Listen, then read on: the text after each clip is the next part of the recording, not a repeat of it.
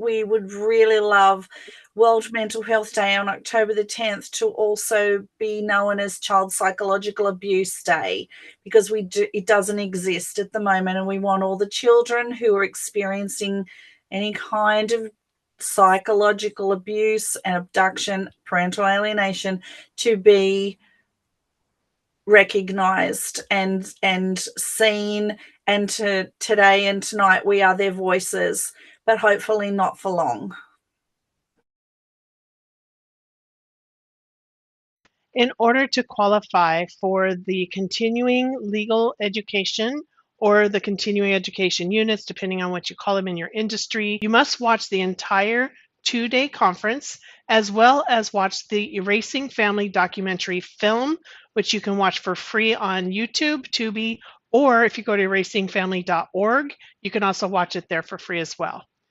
So this conference has been accredited by the Florida Bar. They have assigned 15 continuing legal education units, 7 of which count towards your mental health criteria.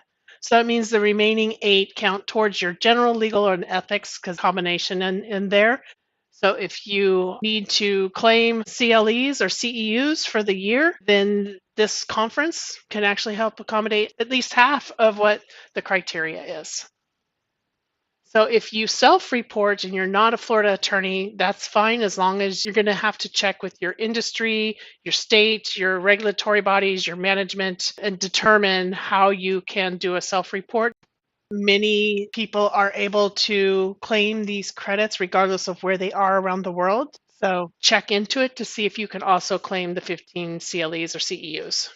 Once you have completed watching the entire 2-day conference videos and the Erasing Family documentary film, send an email to info@thriverspeak.com and we will send you a certificate of course completion. And while I go ahead and share a little bit about the book, Marty, I believe you might have some slides that could go along while I narrate a little bit of what's I going do. on in this book. I can bring it up if you would like to. Yeah, while we're getting that, I will like to share the book as well while we're getting it on Amazon. And there you go. And this book called Warning, Children Are Not Weapons. It is a best-selling international bestseller right now, so that's very exciting.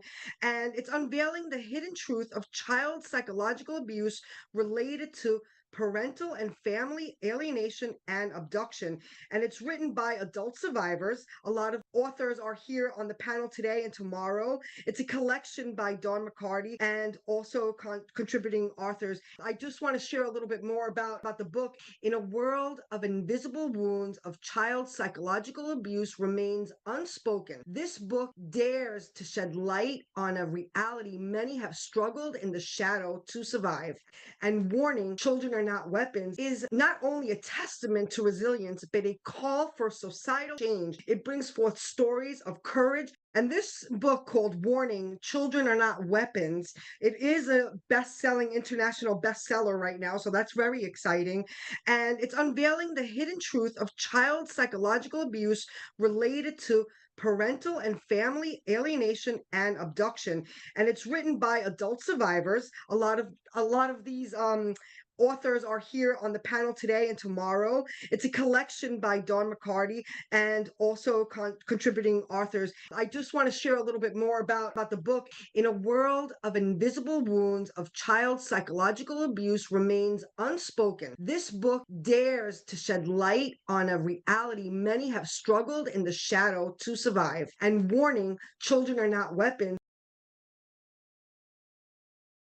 Before we get started with the rest of our speaker lineup, some of their stories may include childhood trauma, including child psychological abuse, CA abuse, and physical abuse or other intersecting traumas related to parental alienation and abduction. If you find that something in this conference stirs some strong emotions or triggers of distress, we encourage you to pause and take a break and come back to it when you are ready. Your mental and emotional well-being is paramount, and it's important to engage with this content at your pace. So if you feel like you need to talk to someone or seek support, please consider reaching out to a mental health professional. If you do not have someone to turn to right now, here are some resources that are available to you. Remember, you are not alone. These stories that we share are not just to bring awareness, but also to offer hope and understanding. We hope this conference serves as a pillar for those navigating similar experiences and as a catalyst for change, both personal and systemic. Now let's begin.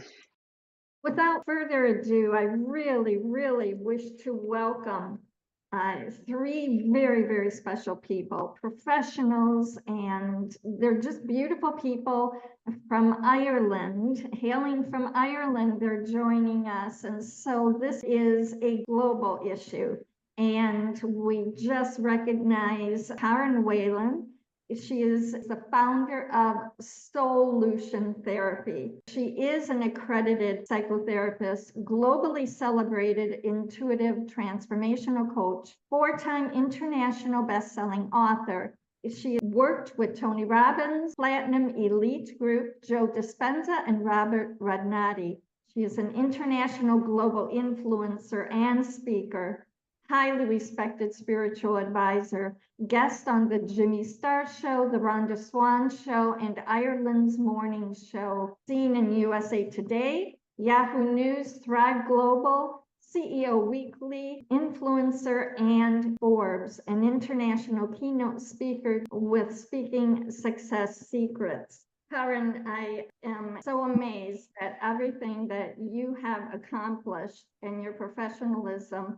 What I want to share, though, is this is a panel. Yes. We welcome you. And so I know No, they're here beside me, but you can't see them with the backdrop. Let me see. They're there. But when I turn on the backdrop, you can't see the guys. Okay. Oh, beautiful. Glad to see them. You can leave it off. Go ahead and Exactly. you can see their Thank beautiful you. faces. They were like, no, they were happy. Oh, too bad. No, I'll leave it up to you, but we'd love to see you.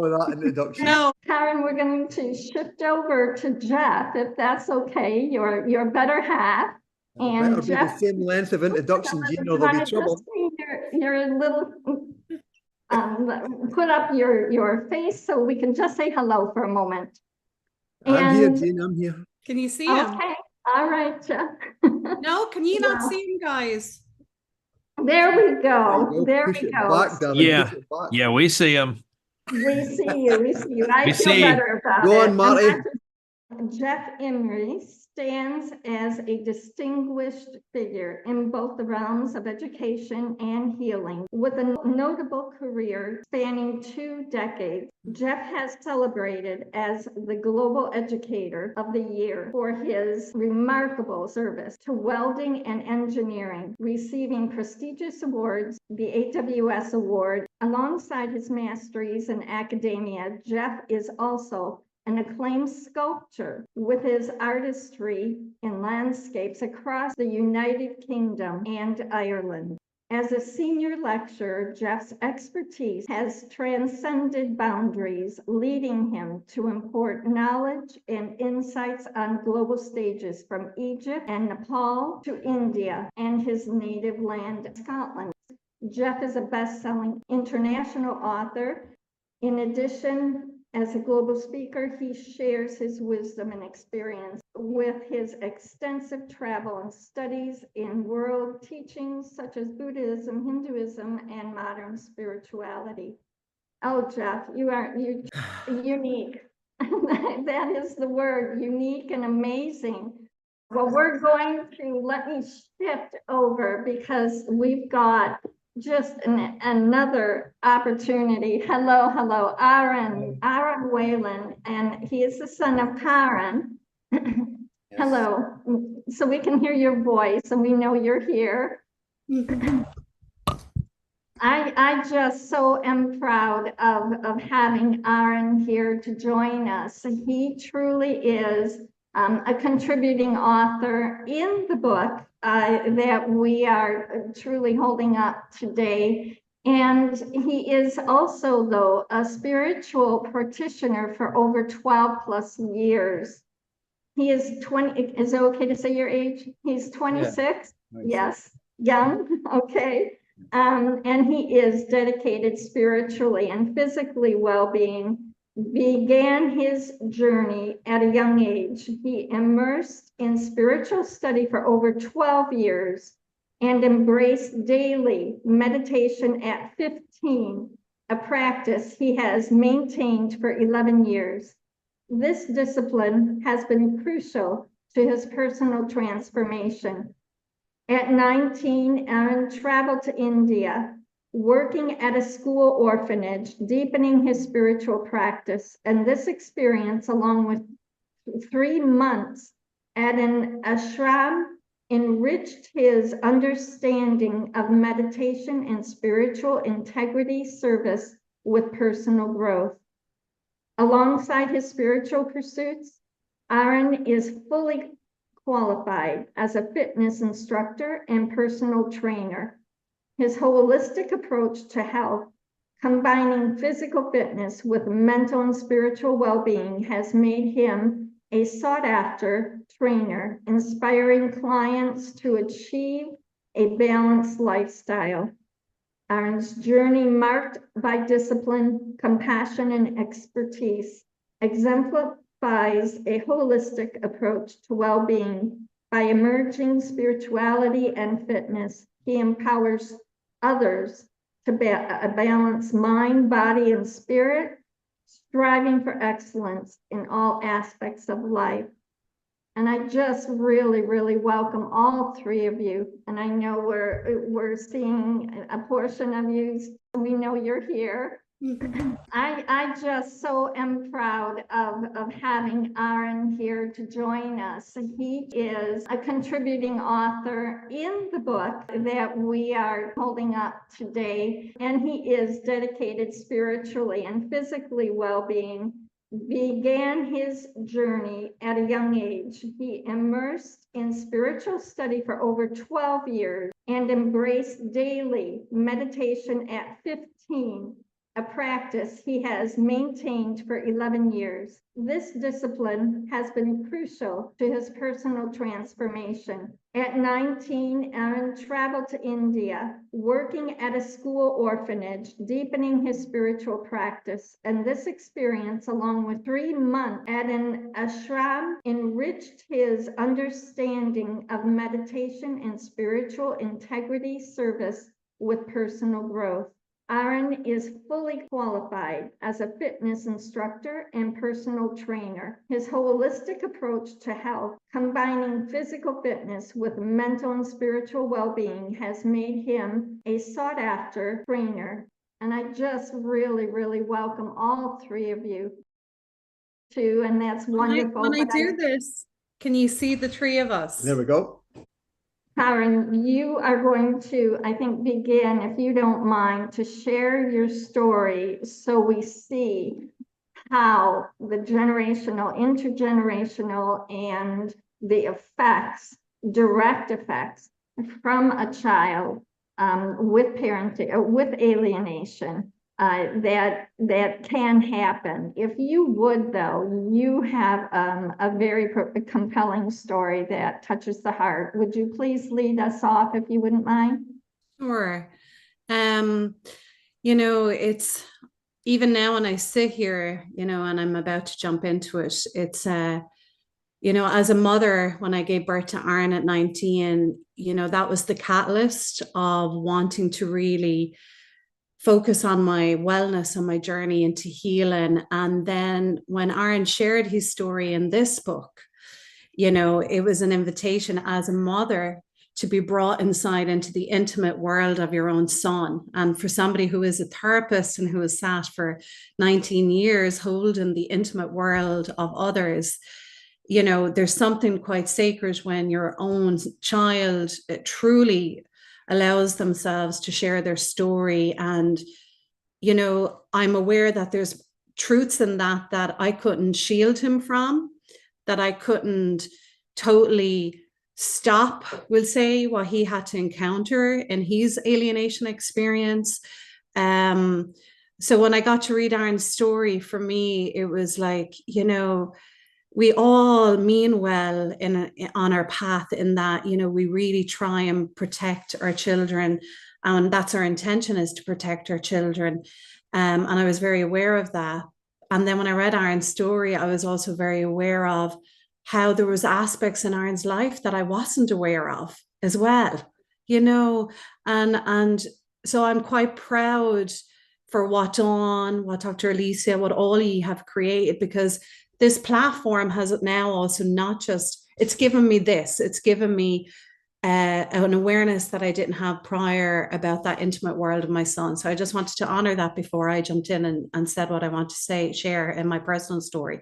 So already I feel I've been blessed by these conversations and by this topic coming into formation. So thank you everyone, you know, who's contributed your energy into this.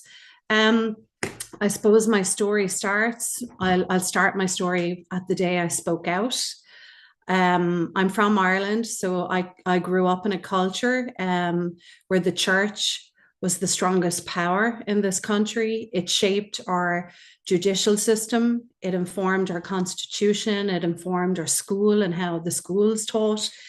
It was kind of like a real governance entity. So the church was the be all, it was the central beacon of everything here in Ireland. And at 14, I spoke up and I spoke out, and I reported being sexually abused. That was the first thing I did at the age 14. And for me, that was a big thing to do in Ireland, because culturally you don't speak up and you don't speak out. And generationally, people, you know, the walls, the houses kept the stories and the secrets, you know, you don't ever speak out. So when I did speak out, it was kind of a ripple effect in the community. It was a ripple effect in my home, in my family home. My family did not know how to handle this. Nobody knew what to do with this.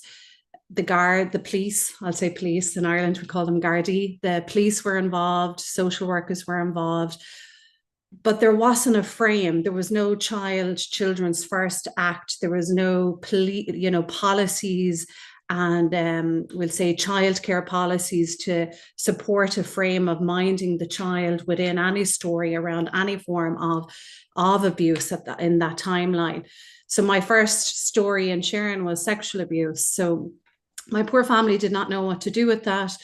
You know, social workers, they sat with me, they sat with my mom and dad, even though it was my father who had been sexually abusing me since I was born. So it was a weekly occurrence all the way up till I was 14, which is a long time to be sexually abused. That's a lot of rape, you can say, that has happened to me my whole life, which robbed me of myself in a big way. And it robbed me of connection with my family, because I couldn't be safe in a body and I couldn't be safe in my home. So I did not know how to connect. I didn't feel like I belonged. So there was a lot of psychological trauma that came with what I encountered. So when I did speak out, then nobody could hold this story in the way that I knew inside of me I needed it to be minded. So what happened was, you know, everyone had their opinion, which is, you know, okay, but the opinions were, you know, my parents were ostracized by other people in the community. People started to give out to me because I didn't want to do anything about it. I didn't want to incarcerate my dad. I was hearing words like Stockholm syndrome. I was hearing all of these labeling type of a language that just made me more confused about what to do and how do I handle this massive pain and process that's in my body. So I couldn't handle this pain and process. My mother didn't know what to do. She kicked my dad out of the house. He returned that night, declaring he'd nowhere to go. So she allowed him to stay in the sit room, and he lived in a sit room for over 6 months. And the evidence of my father in the home was this empty food tray that I would see every day outside of a closed door. And I would hear the conversations over my head of how evil he is and how bad he is and how nasty he is. And then there was the conflicting energy of the child who genuinely has a loyalty to their parent. So I felt bad for feeling sorry for somebody who was in a room away from me. And then I hated that his presence was in the house. So I was very torn. What I needed became so fragmented. I couldn't find safety in that. So my way of finding safety then was to take myself out of that home. I became homeless. I ended up living on the streets. I had moved up into my mother's mother first, my grandmother, who ended up taking incredible care of me for 6 months. And I shared with her what had happened to me because I felt safe. I told her why I was actually living with her. And, you know, she was the first woman ever to grab me by the hand, march me into that house, and, you know, say to my mother, how could you do this? How could you still let him be in the house? This poor child, do you not care about her? And, you know, she stood up to my father. And again, even witnessing that when I was 14, again, I felt awful. I felt, what am I after doing here? Look what I'm after doing. I'm causing all of this drama in the family. So, you know, you walk away from that, you feel shame in your body. You feel, again, it's your fault, you know, that you're the cause of everything. So I began to tell a story inside of myself about myself, which was, you know, you would be better off and everybody else would be better off if you were dead. And I began to believe in that story, and I began to look for the truth of that in my world. And in my world, believing in that, I started to feel unlovable and unloved and unwanted. And when my grandmother passed away from cancer, I had nowhere and I had no one, and I ended up on the streets. And that's when I attempted to take my life. That's when I was pushed so much and so far inside of myself with pain that I was done. I was truly done in my feeling of it's my fault, because when my grandmother died, 2 of my cousins looked at me and said, it's your fault. You know, what you told Nanny, you shouldn't have told her. You know, you made her die a very unhappy woman. And that was just too much for me. That was too much for me to take in, on top of everything else, on top of everything else that had happened. So a few nights later, while on the streets, I made that decision to take my own life.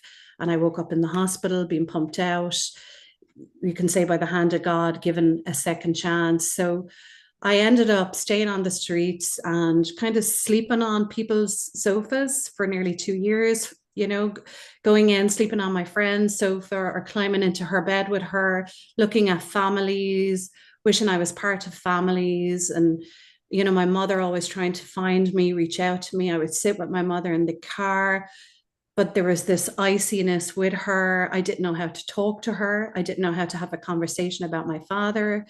It was icy. It was filled with discomfort. There was so many unspoken words to each other.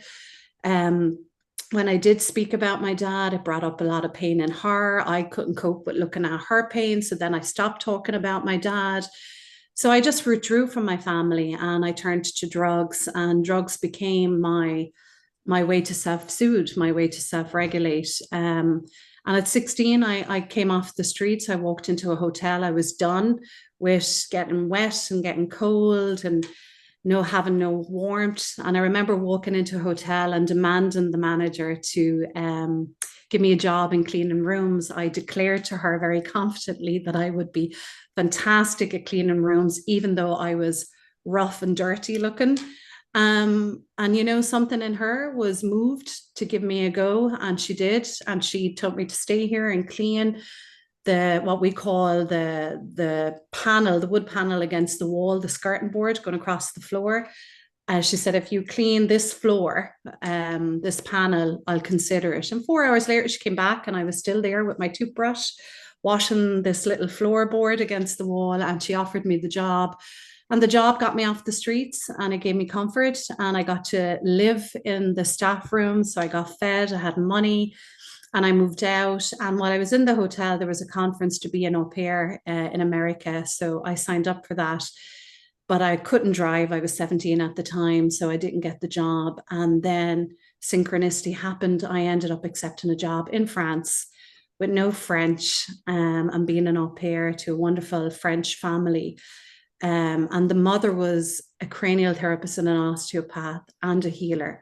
And the mother became this sacred voice in my life.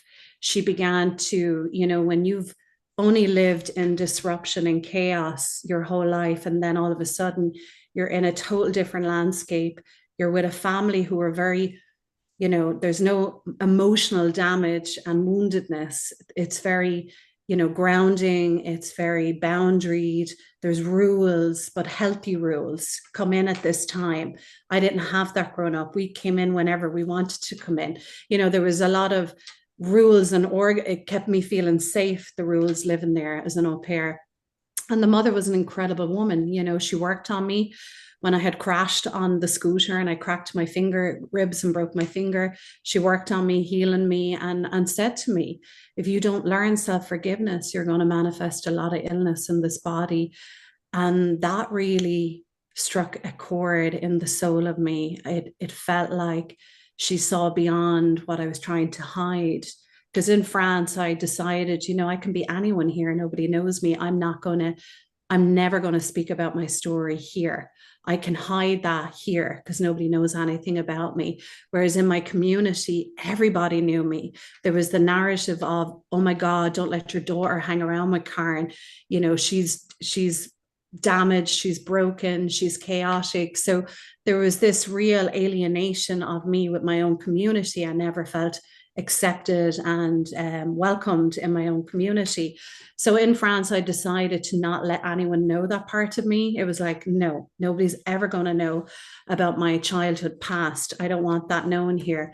But she saw it. She saw beyond the armoring. She saw through this very disconnected child, and she saw into me. And those words really struck a big chord with me. And I contemplated those words for months and decided one morning, after contemplating for months, to write a letter to my father.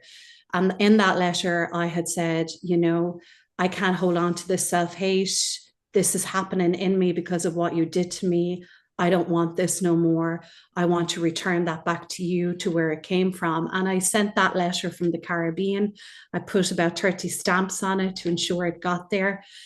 And months later, it was my mom who had shared with me, you know, he was sleeping in the other bedroom, and my mom said, I don't know what you put in the letter, but I hear the papers opening every night and I hear a man crying in the other room. So I came back to Ireland. I was 7 months pregnant. I came home to have Aaron in Ireland. I was living with his father. I was caught up in this love story of this beautiful French man who was a chef, who was gorgeous, who wanted me, who loved me. I'm only 18, about to turn 19, and he's 27. And I'm excited to be pregnant. You know, it was just this, it didn't matter. It was like, I'm pregnant. I cannot wait for this baby. And we decided for me to come to Ireland, to have Aaron in Ireland. I wanted to be around my sister, who was older than me, and my mother. So I came back when I was 7.5 months pregnant. And 3 weeks before I gave birth to Aaron, Aaron's dad wrote me a letter. And in the letter, it was in French saying, you know, I'm so sorry, I cannot amuse you and the baby, either in France or in Ireland, but please write and give me news. So it was this realization of a big belly, and you're looking down, and I'm 3 weeks away from giving birth to Aaron, not knowing how I'm going to do it all on my own, but I do it. You know, we do it. This is the thing. We do these things. We do find a way when there is no way to move on through whatever it is that we're being met with. And I found a way, and I lived with Aaron, and we lived alone. And I knew, something in me knew, to never speak of his dad in a negative way, that something in me knew that his dad had a reason, and someday Aaron would find out that reason, that I was never to speak and share about his father other than tell the truth, that I loved his father, that I had a great relationship, but then we ended up not being together. So I knew always to tell the truth. And I knew this because I witnessed it in my own family. My own brother and sister only found out when they were 18 that my dad was not their real dad. They never knew this. So I saw the devastation that it did on them emotionally and psychologically when that all came out, when that secret came out. So I knew not to do that with Aaron. So I never did. I never spoke about his dad other than how beautiful the relationship was and how good I enjoyed the relationship. And that was the story I ever shared with Aaron, you know, and I always said, if you want the letters, if you want to know your dad, we'll reach out. And I never pushed Aaron to ever know his father. I honored what Aaron needed. And, you know, I don't know where that came from in me, that need to do it right. But that need to do things right also made me sit down with my own father and go through this incredible monthly conversations around, why would you do what you did to me? Why me? Like, why would you do this to me?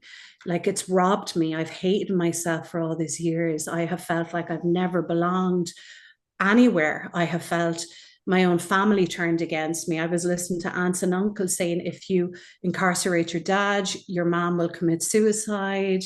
You know, it was just, I was hearing, and I was influenced, and my mind was being taken over by everybody telling me, you know, what a bad person he is. And if I do things this way, if I do, and I couldn't breathe. I could not breathe in this enmeshment of complexities. I couldn't breathe in there. So when I had Aaron and I was a mother, I chose to take complete ownership of my path and to find a way to totally heal in me what needed to be healed. And so I listened to that in my heart.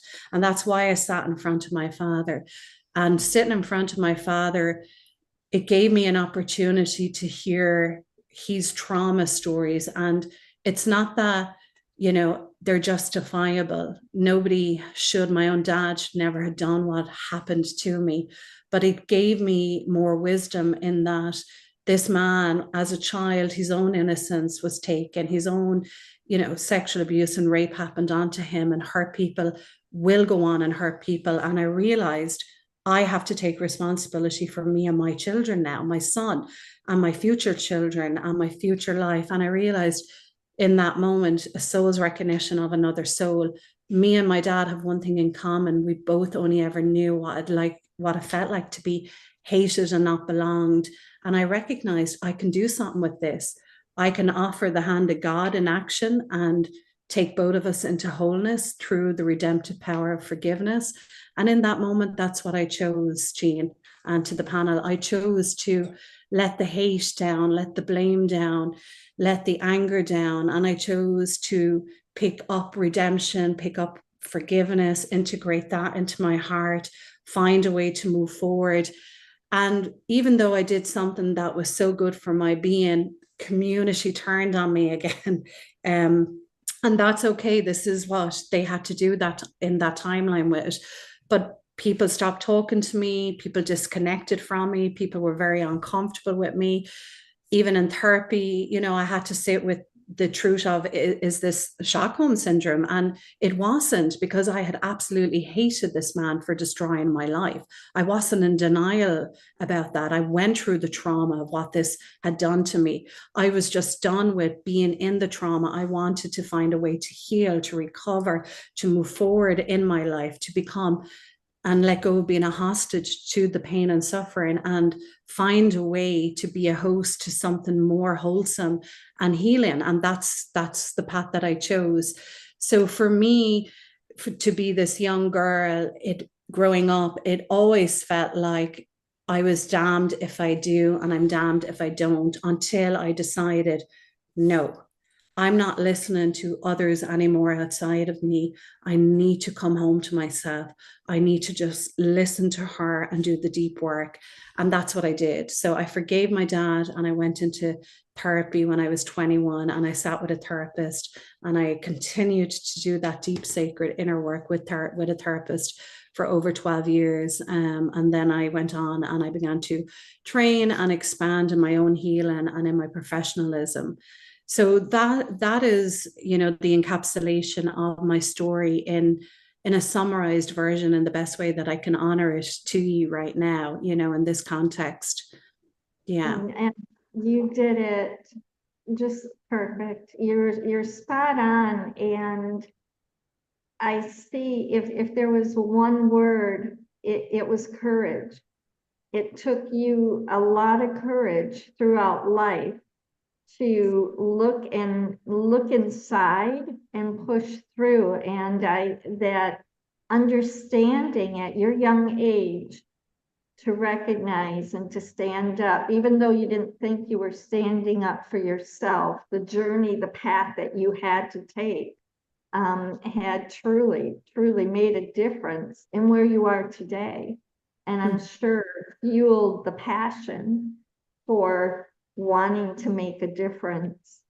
And I want to just applaud you for being here again. And if we could bring in Aaron to share a little bit about where you felt, and I can see you all too, by the way. I just want to say that Karen's light and the sun on her rosy cheeks and her brilliance on earth and in the universe with these two men sitting behind her, listening patiently and intently in their calm manner is so affectionate and so loving. The three of you are destined absolutely today to change the world.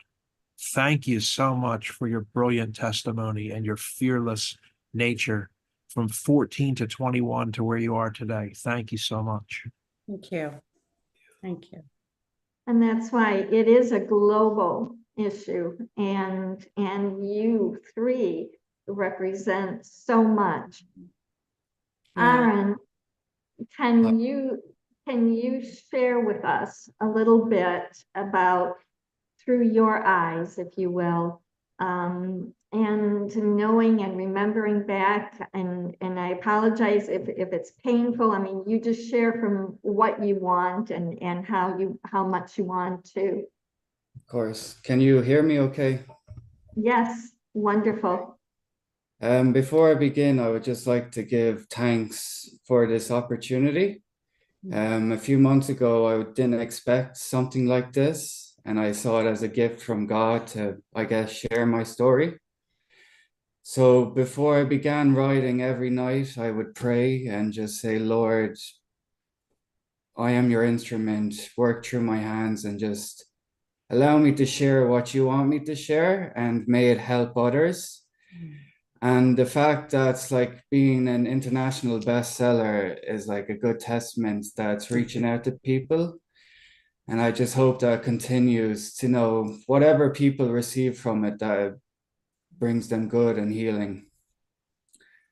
Oh, so beautifully stated. So my story, as my mother said, my father didn't want to be a part of raising me. So I grew up with just me and her in a small house, a corporation house. And I didn't really notice the lack of a father in my life until I was around 5 or 6, because I could look around me and see the kids at my school. They would leave school and go to the arms of their father. And then that brought up a lot of kind of sadness in me as a child, just realizing like, oh, I don't have a dad. And I'd ask questions to my mom, like, where is my dad? And I just heard the stories that he's from France, but, you know, he couldn't be a part of raising me. So as I grew up, men came into our lives, into the home, because she was dating people. And there was like, I remember one instance where there was this kind of asshole that made me eat a big plate of food, which I didn't want to eat. But his idea was, oh, you need to eat all your food, you must respect me or whatever. But I refused. And in that moment, I just felt so disgusted and angry. And I was just thinking, like, if my father was here, he probably wouldn't treat me like this. So as I grew older, a lot of anger came up from that, wishing that, you know, if he was here, maybe my life would feel better. And then another part of my story is a man came into our life that would stay for many years, and he was to be my stepfather. And with him, my sister was born. And growing up with him, it was difficult at times because I noticed how he would treat my sister differently. And he was very protective of my sister, so I couldn't play with her because he had so much anxiety. So I just felt like I couldn't bond or connect with my own sibling. And I didn't like being around my stepfather because he'd always, I just feel like he did treat me differently at times. So I would just isolate myself in my own room and just play video games to escape reality. And that was kind of like my daily life. I'd come home from school and just disappear into my own room and play by myself. So as I grew up, then I just didn't have really a strong connection with my sister or my stepfather. And growing up then as a teenager into a young adulthood, I just felt like I lacked as a man because I couldn't really connect to him on a deep level. I never felt comfortable. So I never could really learn to be a man from him or feel comfortable talking to him about, I don't know, like women, sports, or anything. So I felt very alone and isolated in that. And I felt I had to learn everything by myself. And then I guess, so growing up with all of that had brought a lot of pain inside and anger. And as I grew older, I became more aware of the nature of who I was, that I am not just this body.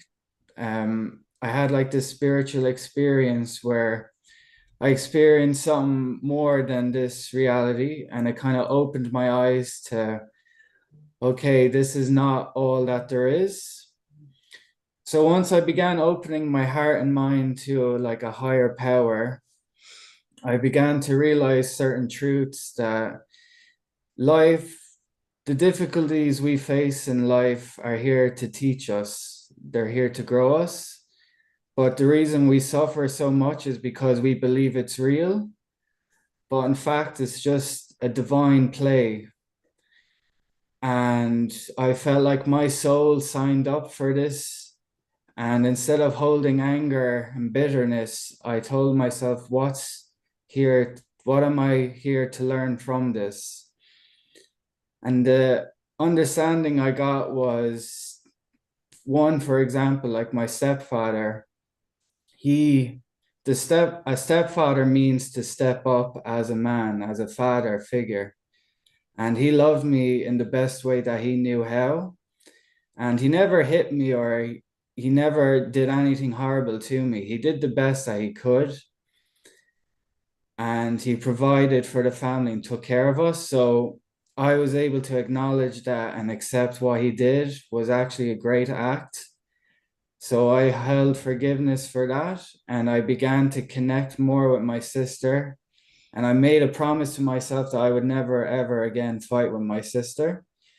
And now to this day, we talk more, and I made a plan that we're going to go on a holiday together, because I told her, like, you are a gift to me because you are in my life and you're so close to me.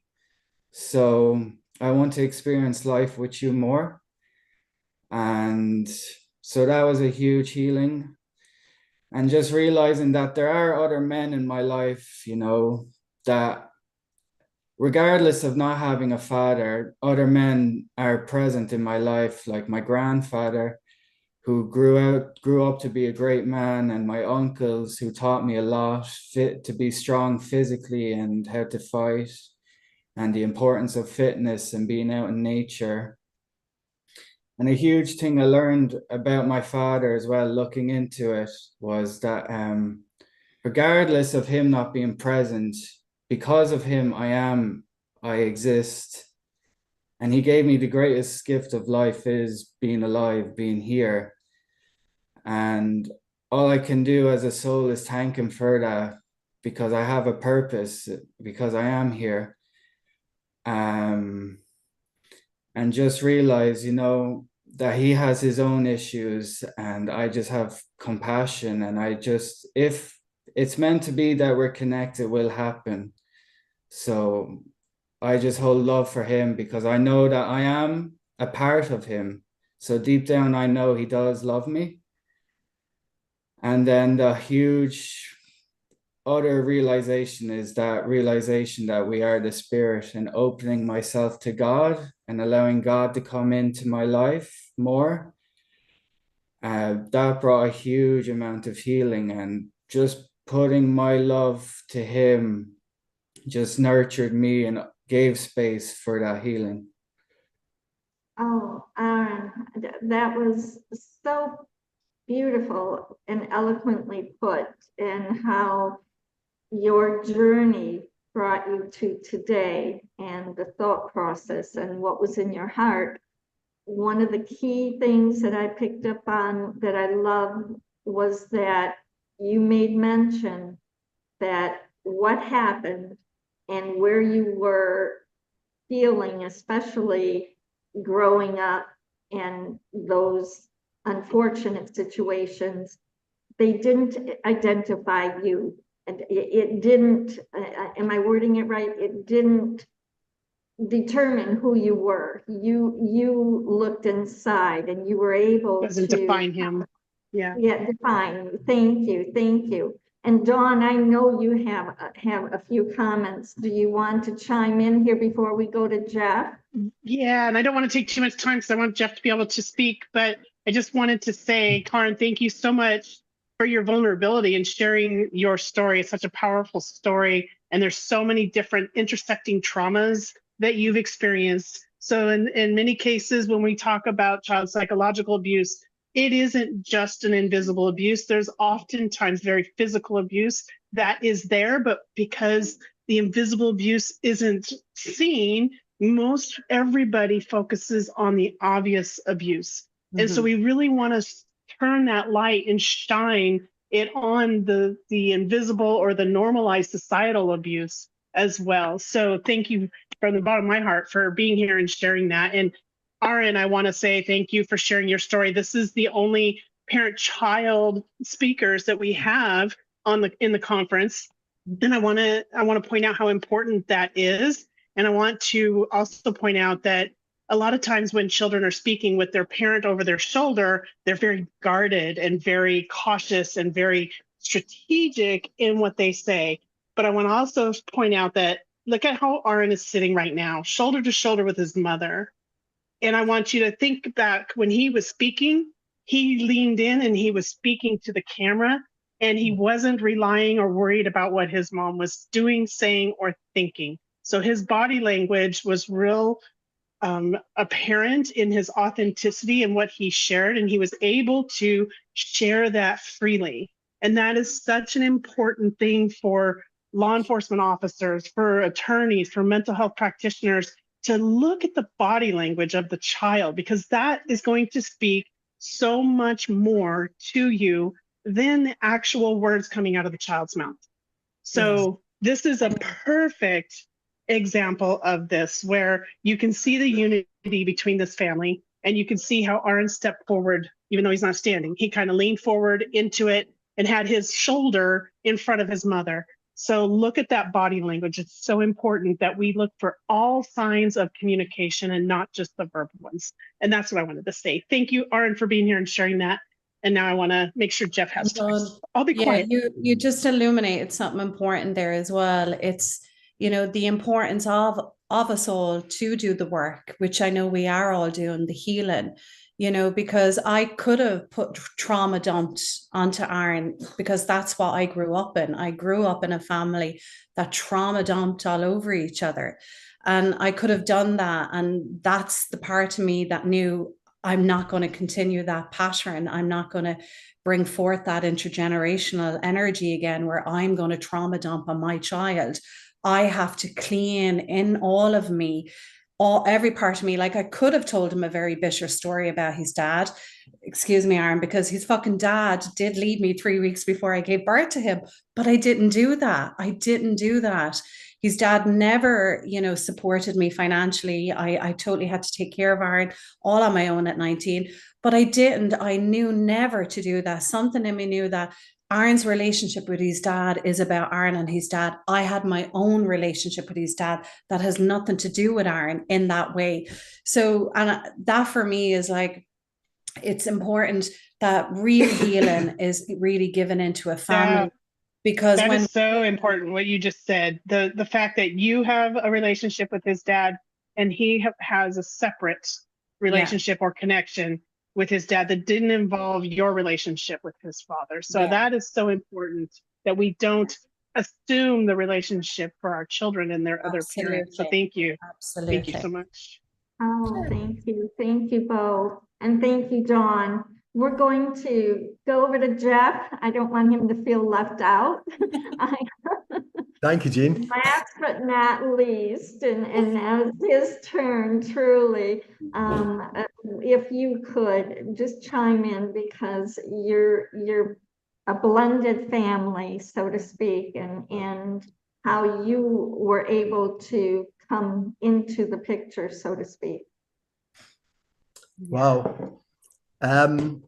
First and foremost, I'd like to say, thank you very much for organizing such a fantastic event. And I know that the turmoil of what it is that's gone, over the last 24 hours, my heart goes out to you all, and who's, obviously, experiencing this. It's kind of symbolic in some ways that the coming of this hurricane, the emotional turmoil, the clearing of the way, it's just representation of what it is that's coming anew, because this hurricane came at nighttime, and here we have the dawn, and the dawn is representation in the figurehead of what it is that this wonderful fucking movement stands for. So thank you very much for that. So Thank you, Jeff. This means so much. Yeah, it's that symbolic aspect, Jean. You're blown away for what it is that this movement is, and it's just going to continue to grow and grow.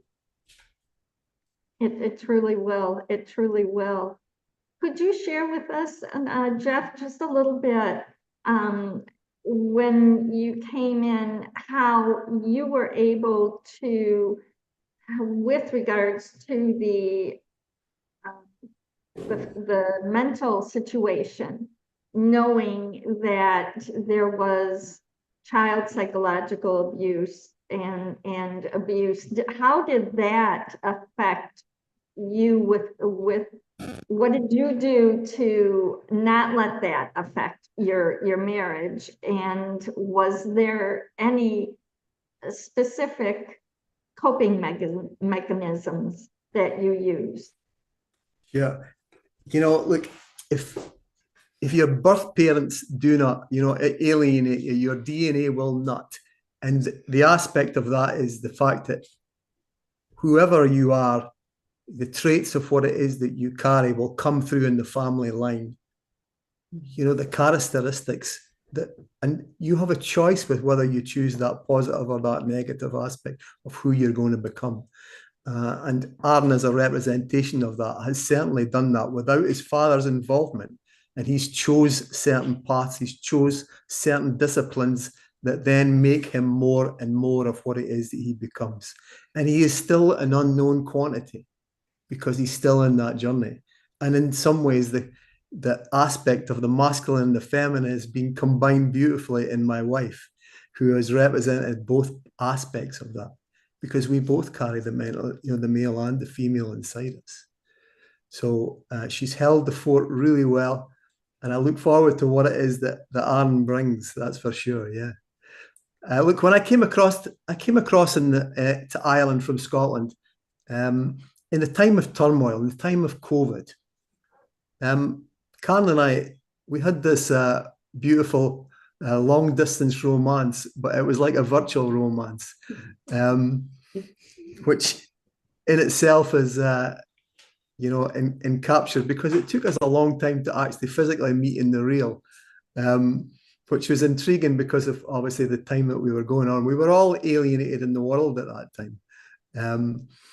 So eventually we got to the point in time where we then did get meet. And, we started off in love and it continued in love, and the whole atmosphere of the house of both children is to hold space for that and to bring forth something that, that because we've been doing the work for so long now, we offer that space for the children, and also the love to bloom.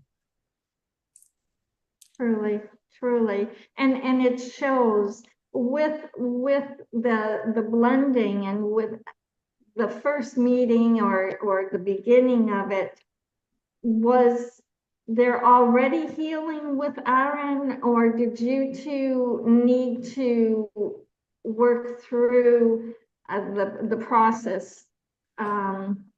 Because sometimes when you experience something, right away your guard goes up, and you want to protect yourself so it doesn't happen again. You know, I've got three children of my own, and I've also got 9 grandchildren. And the key to being a parent and a grandfather is to really understand the uniqueness of that each soul carries.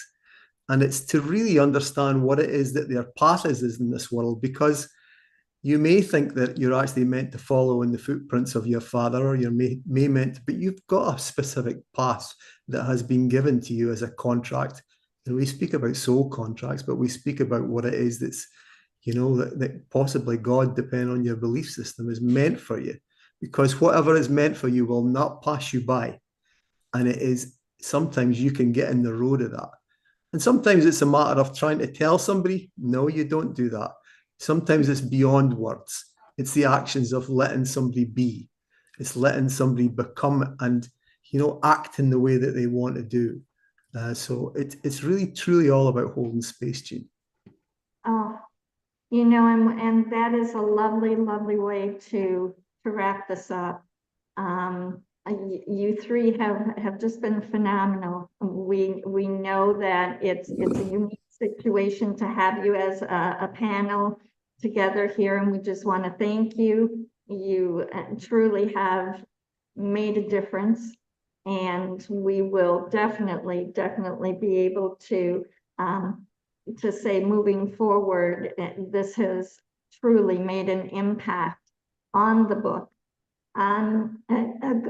Excuse me, I'm talking too much. A global influence as we do move forward. So thank you again for being here. I want to ditto that. I second that, and I hope that we see much more of you, all three of you, and I hope that you can join us. I know it's probably later, but the panel discussion later this afternoon, I hope that you guys can attend that as well. Okay, so it's great to see them tonight. Is there? Yeah, there's one tonight, and then there's also one tomorrow. Oh, okay. Okay, great. Both days end on a panel discussion. Great. Okay, perfect. Yeah. Cool. Thank you so much for having us. Beautiful family. Beautiful blended family, even. Blended. Love it. I love it. Well, because I didn't have such a great blended family experience. So I love seeing yours. So to me, that really means a lot. So love we call it a nuclear family. Yeah. That's what it's called. Yeah. Y'all are doing so good. I like that. Beautiful. Nuclear. It's like someone off the Jets. So much longer. We truly can, but another day, truly. We will see you all again, and it's the SOULution Therapist. Karen, can you give your email, not email, your website? Absolutely, I can throw that in there. Absolutely, I'll type it into the chat. Yeah, okay, thank you. Yeah, that's perfect. Thank you again. You guys be healed. Be good. Yeah, Mark, you can take us off as pinned, and that way then we're not so big on your screen smiling here like hello. Do it. At 1:40 to 1:50, we're just running a little bit ahead on the conference right now, about 3 minutes ahead, but at 1:40 we have a book plug. And what was asked about the book was, could part of it be read? So ironically, I am reading mine. I even printed it out so so I am reading mine. I would love to do a little introduction of the book with the content, warning and resources for support that we have in the book, if that's okay, Dawn.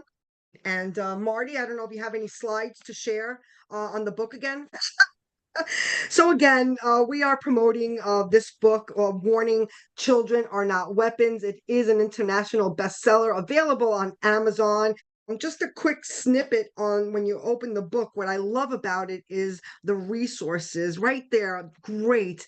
And we could read together. This book contains personal stories of childhood trauma, including child psychological abuse, CSA, and physical abuse, and other intersecting traumas related to parental alienation and abduction that may be triggering for some readers. So, of course, that we always want to give a warning. These narratives are powerful, raw, and deeply emotional as they reflect the real life experiences of adult survivors. If you find that something in this book stirs strong emotions or triggers distress, we encourage you to pause, take a break, and come back to it when you feel ready. Your mental and emotional well-being is paramount, and it's important to engage with this content at your own pace. If you feel the need to talk to someone or seek support, please consider reaching out to a mental health professional. If you do not have someone to turn to, there are resources available to help you. And we do have this right here highlighted as Marty's pointing to on the screen. We got the Crisis Lifeline, dial 988. We got the Crisis Text Line, text talk to 741-741. Want to talk about it? And again, we share the links. National Suicide Prevention Lifeline, Crisis Text Line, Samaritans in the UK and Ireland, call 116-123, or visit the link, Lifeline Australia, call 131114, crisis support and suicide prevention. And remember, you are not alone. These stories are shared not just to bring awareness, but to also offer hope and understanding.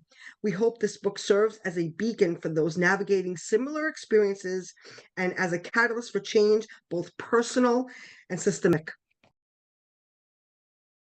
As a #1 international bestseller, I don't think anyone has been surprised to see the book shoot and escalate right up to the top so fast, so rapidly, and doing so well, and you can get it in hardback, or if you want to read it online. I know that the book sales were so ferocious at one point.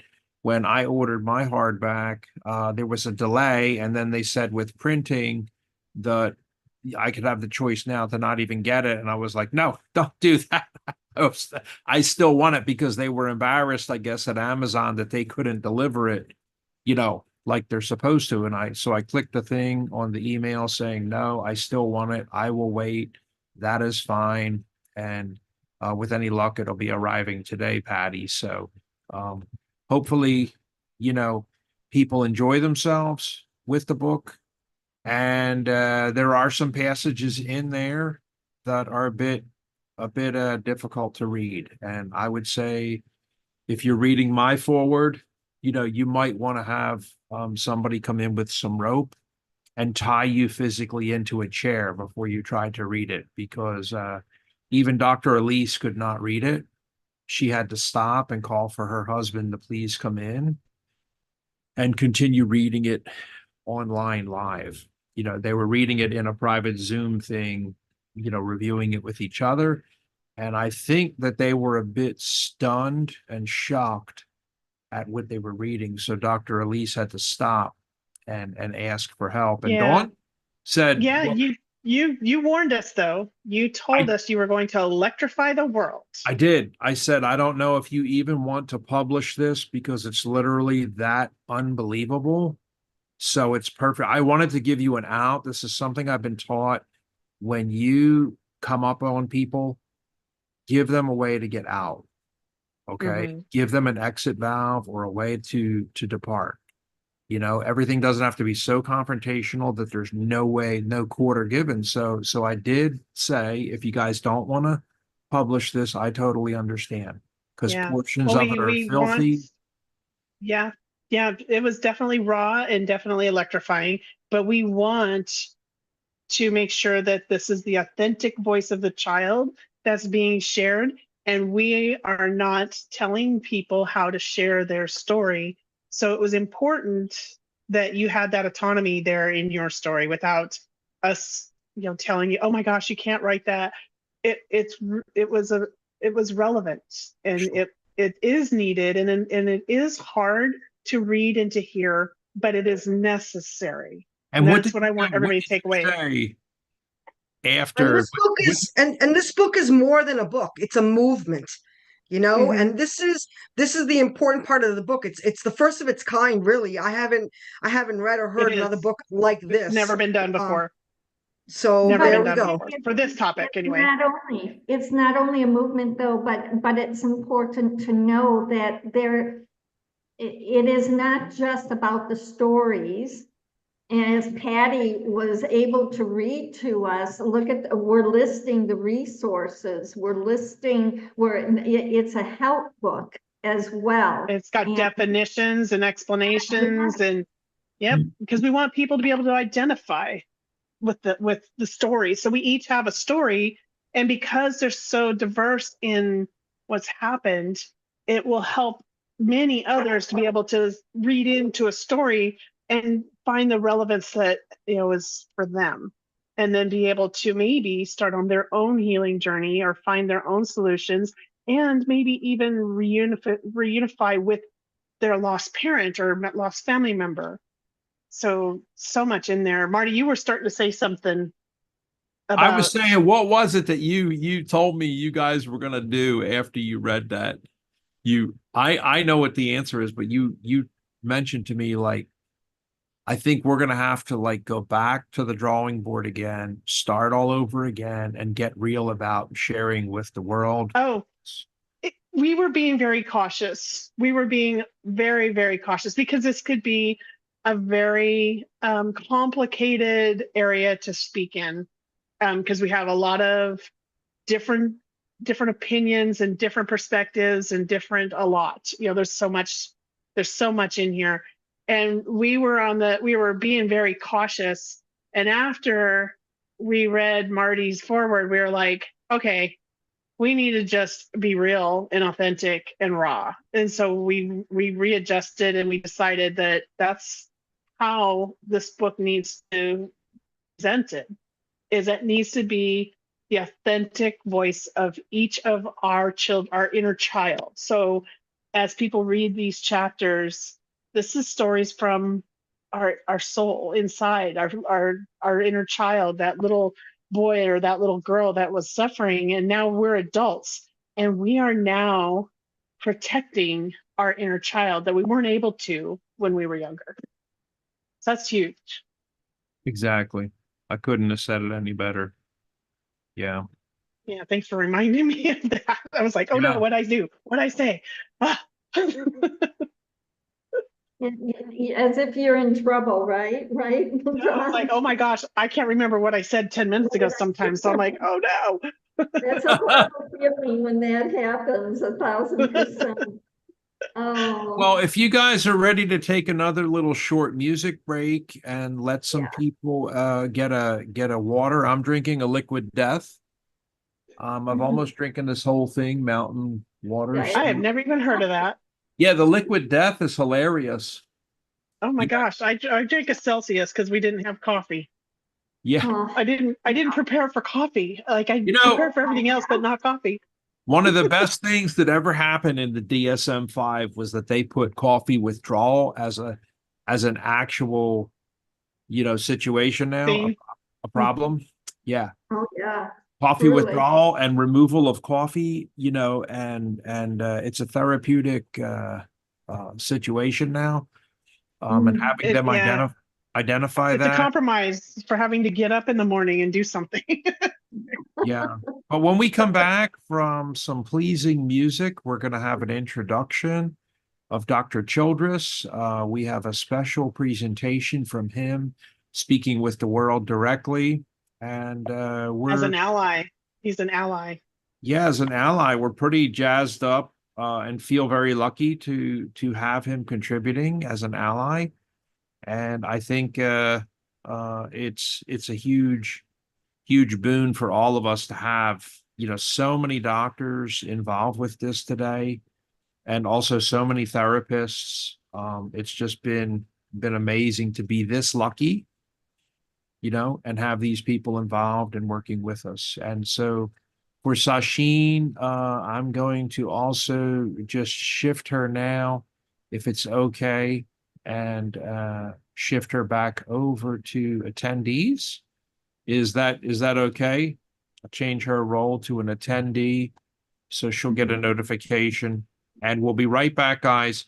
Take 10, grab a coffee, get a drink, use the restroom, or check on a loved one. And some people need to check Facebook because it's been too long. They're starting to go into the shakes without checking their social media. So possibly do that as well. We'll be right back.